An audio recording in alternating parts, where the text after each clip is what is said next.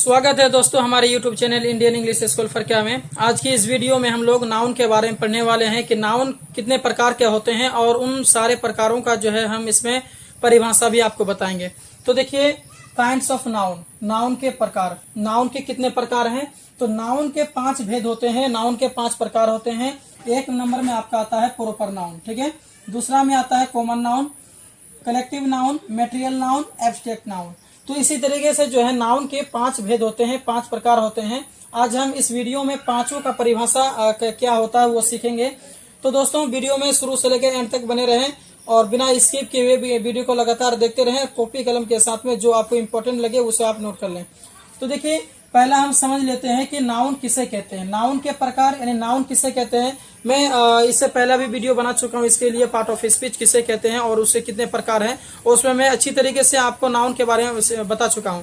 फिर भी मैं बता रहा हूं कि देखिए, नाउन आपकी नजर में जितनी भी चीजें आ रही हैं, आसमान और जमीन के भीतर में आप जितने भी चीजें देख पा रहे हैं वो सारे के सारे आपका नाउन कहलाते हैं। जैसे कि आप मोबाइल देख रहे हैं, मोबाइल एक नाउन है। आप जो सामने बुक देख रहे हैं, बुक नाउन है। जितनी भी चीजें देख रहे हैं उस सब का कुछ ना कुछ नाम होगा और उसी नाम को हम लोग नाउन कहते हैं। तो नाउन के प्रकार कितने हैं? नाउन के प्रकार हैं आपका 5, proper noun, common noun, collective noun, material noun और एब्स्ट्रैक्ट नाउन। तो देखिए, हम एक एक करके इसका परिभाषा बताएंगे। पहले हम लोग इसका प्रॉपर नाउन के बारे में पढ़ लेते हैं कि प्रॉपर नाउन का परिभाषा क्या होता है। देखिए, किसी व्यक्ति, वस्तु, जानवर या स्थान के खास नाम को प्रॉपर नाउन कहते हैं। इसमें आपको ये जो खास है इसको आपको पकड़ना होगा, इसी चीज को समझना होगा। देखिए, नाउन तो सभी हैं, नाउन तो जो आप देख पा रहे हैं, आपकी आंखों में जितनी सारी चीजें सभी के सभी तो नाउन है, लेकिन आपको प्रॉपर नाउन हो जाएगा जो खास है। जैसे आपका बचपन में जब आप पैदा हुए थे उस समय में आपका तो कुछ नाम नहीं था, जिस वक्त पैदा लिए थे तो उस जगह आप खास नहीं थे, लेकिन जब आपका नाम रख दिया गया, श्याम, राम, गणेश, सीता, जो भी हो वो नाम रख दिया गया, तो नाम रखने के बाद में आप खास हो गए, ठीक है।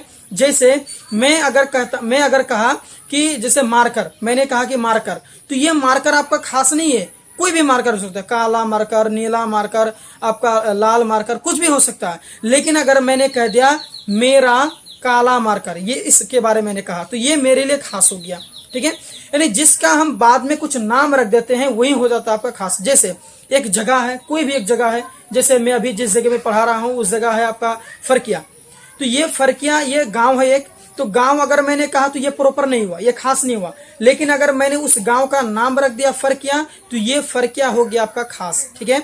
या अगर कोई शहर है, मैंने कहा कि कोई शहर, तो शहर क्या समझ में नहीं आ रहा है, लेकिन अगर उस शहर का नाम मैंने रख दिया कि अररिया, पूर्णिया, तो ये नाम रखने से वो खास हो जाता है, ठीक है। जिसका हम अपने से कुछ नाम रख देते हैं वो हमारे लिए खास हो जाता है। जैसे कोई एक लड़का है, उस लड़के का कुछ नाम नहीं है तो वो लड़का आपका खास नहीं होगा, लेकिन उस लड़के का मैंने बाद में नाम रख दिया मोहन, तो मैं मोहन जो कहा, ये मोहन हमारा हो गया आपका प्रॉपर नाउन, ठीक है। अगर मैंने कहा मुंबई, मुंबई, तो ये मुंबई हो गया आपका प्रॉपर। क्यों? क्योंकि ये जगह का नाम है। मुंबई, हम दिल्ली को मुंबई नहीं कह सकते हैं, हम फरकिया को मुंबई नहीं कह सकते, मुंबई को मुंबई कह सकते हैं, यानी वो मुंबई लफ्ज उस शहर के लिए खास हो गया। समझ में आ रहा है? यानी जो चीज किसी के लिए खास हो जाए, आप उसके सिवा दूसरे को नहीं बुला सकते हैं, तो वो प्रॉपर नाउन कहलाता है। जैसे किसी इंसान का नाम है श्याम, आप उसको राम बोल के बुलाइएगा तो वो सुनेगा आपकी बात? नहीं सुनेगा, वो बोलेगा हमको तो नहीं बुला रहा है। तो जो चीज किसी के लिए खास हो जाए उसी को हम लोग प्रॉपर नाउन कहते हैं। जैसे आपका नाम, मानिए कि आपका नाम मदन है, तो आपका नाम मदन है ना, आपका नाम क्या है? मदन है। अगर आपको हम मदन कह करके बुलाएं तो आप ध्यान दीजिएगा, लेकिन आपको अगर मैं राम कहूं तो क्या आप ध्यान दीजिएगा मेरी तरफ? नहीं दीजिएगा। क्यों? क्योंकि आपका नाम राम नहीं है। यानी आपका जो मदन नाम है ना, वो आपके साथ में खास हो गया है, इसीलिए आप मदन कहेंगे, तो ही आप सुनिएगा। समझ रहे हैं? यानी जो चीज किसी के लिए खास हो जाए वही होता है आपका प्रॉपर नाउन, ठीक है। तो आइए हम बात कर लेते हैं कॉमन नाउन के बारे में। देखिए, कॉमन नाउन का परिभाषा आप इस प्रकार से कह सकते हैं कि जिस नाउन से किसी खास व्यक्ति या वस्तु का बोध ना होकर, इसे आप ध्यान दीजिए, ना होकर पूरी जाति या श्रेणी का बोध हो, उसे कॉमन नाउन कहते हैं। कहने का यह मतलब होता है कॉमन नाउन यानी इसमें कोई खास नहीं होगा, कॉमन नाउन में किसी खास चीज या किसी खास वस्तु का नाम नहीं होगा, बल्कि ये आम होगा या फिर उसके पूरे जाति या श्रेणी का बोध हो जाएगा। जैसे अगर मैं कहूं गर्ल, गर्ल मतलब लड़की।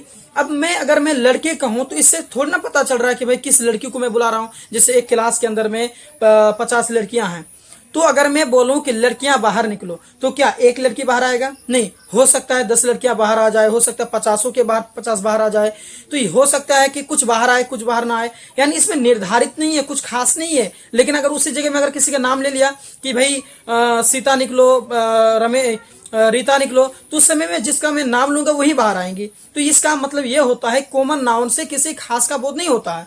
इसमें वही आपको पकड़ना है कि किसी खास व्यक्ति या वस्तु का बोध नहीं होता है, समझे। जैसे कि अगर मैं बोला कि किताब लाओ, तो आप क्या कीजिए, कोई भी किताब दे दीजिएगा। अगर मैं उसका नाम लेके बोलूं तो आप बोले ग्रामर का किताब दीजिए, तो आप ग्रामर का किताब लेके आइएगा।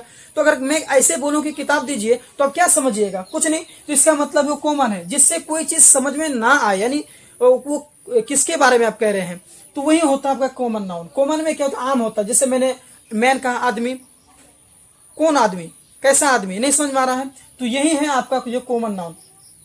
बॉय, बॉय मीन्स लड़का, कोई सा भी लड़का हो सकता है, वो आम है, कॉमन है, ठीक है। तो कॉमन नाउन जिस नाउन से किसी खास व्यक्ति या वस्तु का बोध ना हो करके, वो उसमें कोई भी आदमी का उसमें बोध नहीं होगा, कोई आदमी खास जो है हमको निर्धारित करके उसमें इंगित करके नहीं दिखाया जाएगा कि भाई यही आदमी है, यही कलम है, यही पेन है, बल्कि वो आम होगा। तो आम हो या पूरी जाति या श्रेणी का बोध हो जाए। यानी अगर मैं गर्ल बोलूं तो गर्ल का पूरी जाति, यानी जितनी भी लड़कियां, सभी के सभी लड़कियां उस गर्ल में आ जाती हैं, ठीक है। तो आ जाती हैं, तो उसी को हम लोग क्या कहेंगे? कॉमन नाउन कहेंगे, जिसमें कोई खास नहीं होगा। जैसे मैंने अगर कहा रैट, चूहा, कौन सा चूहा? लंगड़ा चूहा, अच्छा चूहा, छोटा चूहा, बड़ा चूहा, कुछ समझ में नहीं आ रहा। तो यही है आपका कॉमन नाउन, जिससे कोई बात समझ में ना आए कि वो खास है कि नहीं है, तो उसी को हम लोग कहते हैं कॉमन नाउन। कॉमन में आम है, यानी वो जैसे चाइल्ड मैंने बच्चा, कौन सा बच्चा, समझ में नहीं आ रहा है, जिससे कोई समझ में नहीं आ रहा है, कोई किसी खास व्यक्ति का या वस्तु का बोध ना हो करके पूरी जाति, मैंने चाइल्ड बोल दिया, बच्चा, यानी पूरे बच्चे, जितने बच्चे, सारा बच्चे उसमें आ जाएंगे। तो यही होता है आपका कॉमन नाउन, इसमें कोई खास चीजों का बोध नहीं होता है, ठीक है। तीसरा नंबर में आता है हमारा कलेक्टिव नाउन। तो देखिए कलेक्टिव नाउन का परिभाषा आप इस प्रकार से कह सकते हैं कि जिस नाउन से एक ही तरह के व्यक्तियों या वस्तुओं के समूह का बोध होता है वह कलेक्टिव नाउन कहलाता है।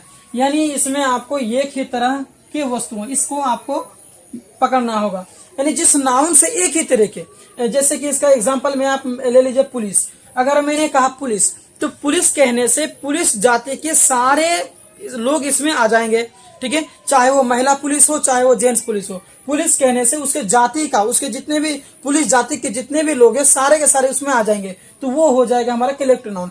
कलेक्टिव नाउन का ये काम होता है कि कलेक्टिव नाउन में एक ही तरह की वस्तुओं का, उसका पूरा जाति का बोध हो जाता है। जैसे कि यहाँ पर उसका डिफिनेशन से ही पता चल रहा है कि जिस नाउन से एक ही तरह के व्यक्तियों या वस्तुओं के समूह का बोध होता है, इसमें उसके पूरे समूह का जो है, उसके पूरे ग्रुप का जो है उसका बोध होता है। जैसे अगर मैंने कहा पुलिस, तो पुलिस से आपको क्या समझ में आ रहा है? यानी पुलिस जाति के जितने भी पुलिस में जितने भी काम करते हैं, सभी के सभी उसमें आ जाते हैं। एक ही शब्द बोलने से सारे के सारे उसमें आ जाते हैं। तो ऐसे शब्द जिसको, ऐसे नाउन जिसको अगर हम एक शब्द कहें और उससे उसके पूरी जाति का बोध हो जाए, तो उसी को हम लोग कहेंगे कलेक्टिव नाउन। जैसे मैंने अगर कहा कि आर्मी, तो आर्मी कहने से जो है आर्मी में जितने भी काम करने वाले लोग हैं, वो सारे के सारे जो है उसमें आ जाएंगे। तो वो हो जाएगा आपका कलेक्टिव नाउन। या फिर कह लीजिए ए टीम ऑफ प्लेयर, तो ये भी आपका कलेक्टिव में आता है। यानी प्लेयर का टीम, यानी खेलने वाले का टीम, तो उसमें जितने भी खेलने वाले लोग हैं वो सारे के सारे उसमें आ जाते हैं। तो ये हो जाएगा आपका कलेक्टिव नाउन। फिर ए क्राउड ऑफ पीपल, लोगों का भीड़, ठीक है। तो उसमें भी जितने भी लोग हैं, जितने भी लोगों का भीड़ है, सारे के सारे उसमें आ जाते हैं। तो ये होता है कलेक्टिव नाउन में। कलेक्टिव नाउन क्या है? एक ही शब्द बोलने से उसमें अगर सारे के सारे का बोध हो जाए, तो उसी को हम लोग कहते हैं कलेक्टिव नाउन, ठीक है। देखिए आइए हम लोग आपका चौथा नंबर, नाउन के जो 5 भेद हैं उसका चौथा नंबर में आता है मेटेरियल नाउन। तो मेटेरियल नाउन का परिभाषा आप इस प्रकार से कह सकते हैं, जिससे किसी द्रव्य पदार्थ का बोध हो, ठीक है, जिसे मापा या तोला जाए और गिना नहीं जाए। यानी ऐसी चीजें, ऐसी वस्तुएं जिसे हम लोग गिन ना सकते हो। जैसे पानी को हम गिन सकते हैं क्या? नहीं गिन सकते हैं, तो वो आपका मेटेरियल में आ जाएगा। जिसको हम लोग गिन नहीं सकते हैं, जिसको जो है कि मापने के, जिसको गिनने के लिए या फिर मापने के लिए जो है तराजू की सहायता ली जाती है, या कोई कैलकुलेटर या कोई भी अदर चीजों की जरूरत पड़ती है जिसे हम गिन ना सके, तो वैसे चीजें जिसको हम लोग गिन ना सके, जिसे मापा जाता है या तोला जाता है, तो हम लोग उसको कहेंगे कि मेटेरियल नाउन। जैसे आप सोना को गिन सकते हैं क्या? नहीं गिन सकते हैं। 1 सोना, 2 सोना, 3 सोना, 4 सोना, ऐसे करके कौन गिनता है? कोई नहीं गिनता है। उसको मापा जाता है, सोना को मापा जाता है, तो मेटेरियल में आ जाएगा। दूध को कौन गिन पाएगा? कोई नहीं गिन पाएगा। पानी को कौन गिन पाएगा? कोई नहीं। तेल, उसको भी कोई नहीं गिन पाएगा। तो ऐसी चीजें जो हम गिन ना सके और उसको मापा जाए तराजू से या फिर कोई अदर मटेरियल से जो है उसको मापा जाए, तो उसी चीज को हम लोग कहते हैं मटेरियल नाउन, जिसे हम गिन ना सके।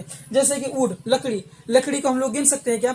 नहीं गिन सकते हैं। उसको जो है कि मापा जाता है, उसको जो है फीता से जो है क्या कहता जाता है? मापा जाता है। तो यही हो गया, वुड आपका मटेरियल में आ जाएगा, जिसको मापा जाता है तराजू से, या फिर जिसे फीता से जो है कि मापा जाता है। जैसे कपड़ा मीटर में नापते हैं हम लोग, 1 मीटर, 2 मीटर, 1 सेंटीमीटर, 2 सेंटीमीटर, तो उसी को कहेंगे हम लोग मटेरियल, जिसको हम लोग मापते हैं या जिसे नापते हैं। जैसे सोना हो गया, स्याही हो गया, है ना, ये सभी के सभी आपका मटेरियल में आ जाएगा। ठीक है, जिसे हम लोग गिन ना सके।